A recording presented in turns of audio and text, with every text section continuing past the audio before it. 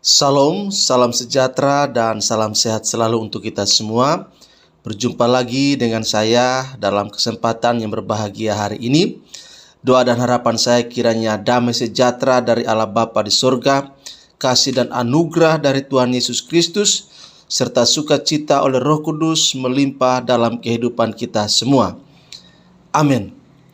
Bapak Ibu Saudara, pada kesempatan yang berbahagia ini saya akan membagikan kebenaran firman Tuhan untuk kita semua yang terambil dari kitab 1 Raja-Raja pasal 15 ayat 25 sampai ayat yang ke-32.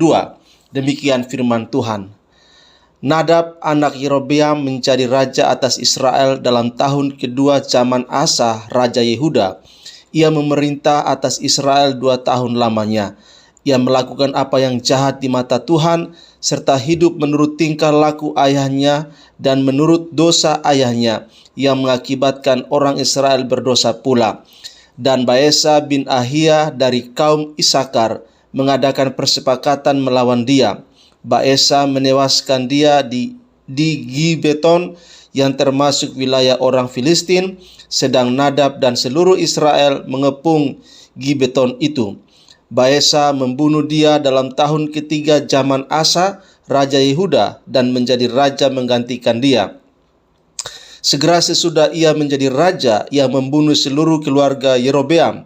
Tidak ada yang bernafas yang ditinggalkannya hidup daripada Yerobeam, sampai dipunahkannya semuanya, sesuai dengan firman Tuhan yang diucapkannya dengan perantaraan hambanya Ahia, orang Silo itu, oleh karena dosa-dosa yang telah dilakukan Yerobeam yang mengakibatkan orang Israel berdosa pula, oleh sebab sakit hati yang ditimbulkannya pada Tuhan Allah Israel. Selebihnya dari riwayat Nadab dan segala yang dilakukannya, bukankah semuanya itu tertulis dalam kitab sejarah raja-raja Israel? Dan ada perang antara Asa dan Baesa, raja Israel, sepanjang umur mereka. Demikian firman Tuhan buat kita pada kesempatan yang berbahagia ini. Dan dari firman Tuhan yang sudah saya bacakan untuk kita semua, saya memberi judul yaitu jangan menjadi contoh yang buruk, itu berbahaya. Bapak Ibu Saudara yang dikasihi oleh Tuhan Yesus Kristus, tidak ada hidup yang lebih menyedihkan dari hidup yang menjadi penentu kutuk bagi orang lain. Hal itulah yang kita lihat dalam pembacaan kita hari ini, di mana Yerobeam menjadi penentu kutuk bagi Israel karena contoh hidupnya yang buruk yang dia tinggalkan. Nah, Bapak Ibu Saudara yang dikasihi oleh Tuhan Yesus Kristus, apa sesungguhnya yang ditinggalkan bagi anaknya? Yang pertama adalah kehidupan yang berdosa. Yerobeam menjadi contoh hidup yang jahat bagi kerajaan Israel karena hidupnya penuh dengan pemberontakan kepada Allah, sehingga membuat orang Israel hidup dalam dosa, termasuk juga anaknya Nadab yang menggantikan dia, sebagaimana dalam ayat yang ke-26. Contoh hidup yang buruk ini menjadi penentu kutuk baik bagi keturunannya yang kemudian dipunahkan oleh Raja Baesa yang menggantikan dia, sebagaimana dicatat dalam ayat yang ke-29 sampai ayat yang ke-30. Bapak Ibu Saudara yang dikasihi oleh Tuhan Yesus Kristus, dosa tidak akan pernah mendapatkan tempat di hadapan Allah. Itulah sebabnya jangan pernah tinggalkan contoh kehidupan yang buruk, kehidupan yang berdosa kepada keturunan atau generasi kita berikutnya.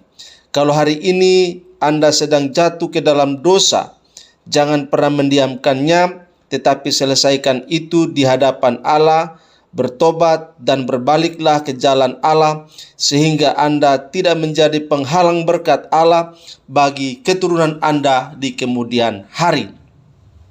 Kemudian yang kedua, Bapak Ibu Saudara, apa yang ditinggalkan oleh Yerobeam?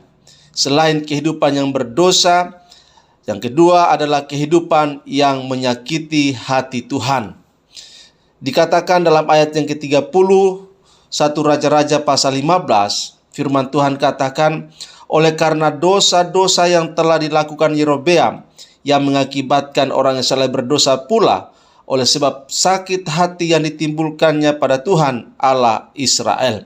Nah, Bapak Ibu Saudara, dosa Yerobeam bukan saja telah mengakibatkan orang Israel berdosa, tetapi terlebih telah membuat hati Tuhan, ia menyakiti hati Tuhan dengan hidup dalam penyembahan berhala.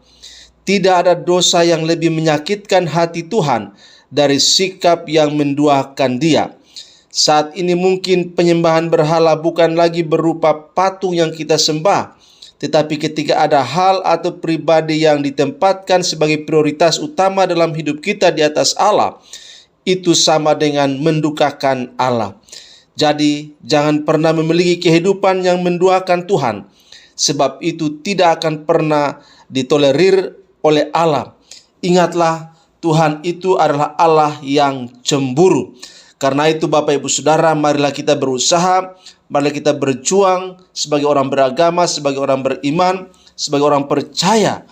Biarlah kita terus berupaya untuk bisa menyenangkan hati Tuhan melalui perkataan kita, sikap kita, dan tingkah laku kita dalam keluarga, dalam studi, dalam pelayanan, dalam pekerjaan, ataupun di dalam bisnis yang kita jalankan.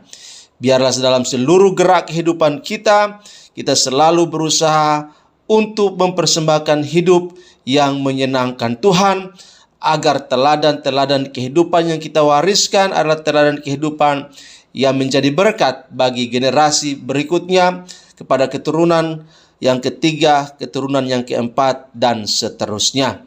Kiranya firman Tuhan pada kesempatan ini boleh menginspirasi dan memotivasi kita semua untuk menjadi lebih baik lagi dari hari-hari kemarin.